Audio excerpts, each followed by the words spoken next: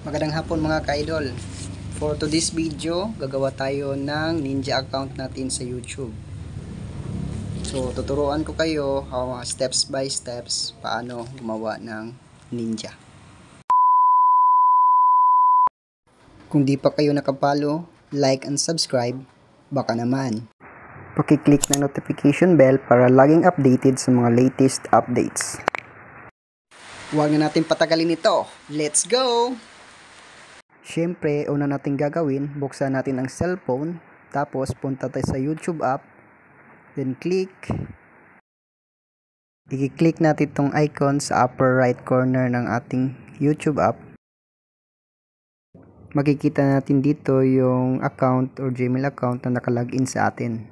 Tapos, i-click lang natin yan. Ayan, nag-starting na mag-verify ng account siya. Tapos, mapupunta tayo dito sa login ng email or phone number.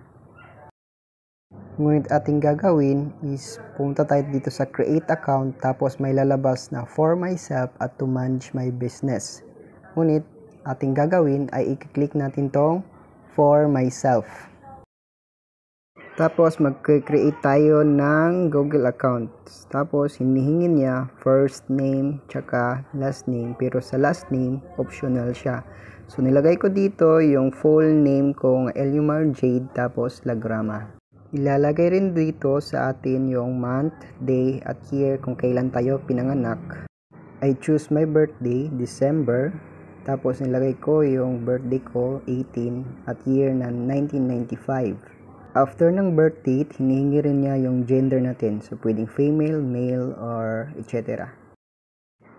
I choose male kasi lalaki naman tayo.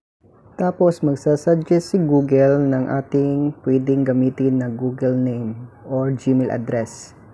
So, dalawa yung lumabas.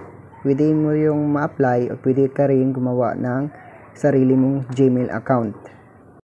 Dito, ginamit ko yung recommended ni Google na Gmail account. So, Lagrama eliomarjade@gmail.com. Gagawa rin tayo ng panibagong password. So, dito, click natin, tapos gawa tayo ng sarili nating password. Tapos, mag-notify si Google kung add phone number ba or hindi. So, dito, scroll natin down, tapos click yes, I'm in. Tapos, lalabas yung ginamit natin na Gmail account. Click next, tapos scroll down, click nyo yung I agree. Tapos, hintayin lang natin. Makikita pa rin natin sa ating upper right corner, yon iba na ang nagamit nating pangalan o yung Gmail ad natin. Yan, dalawa na yung account ko. Eliomar Jade Lagrama at saka yung original ko na Don Jade.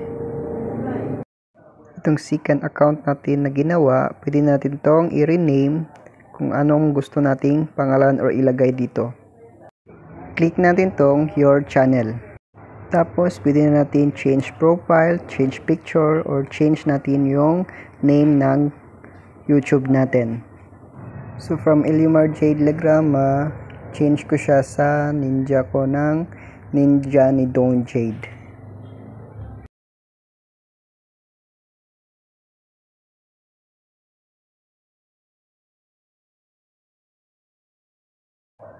Click natin yung save. Ayun, i-change na nga yung name niya sa account natin.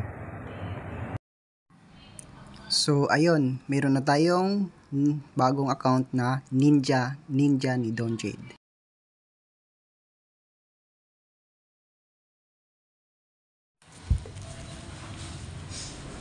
Kung meron man akong mga nasabing mali sa ating tutorial today, so comment down below sa ating channel.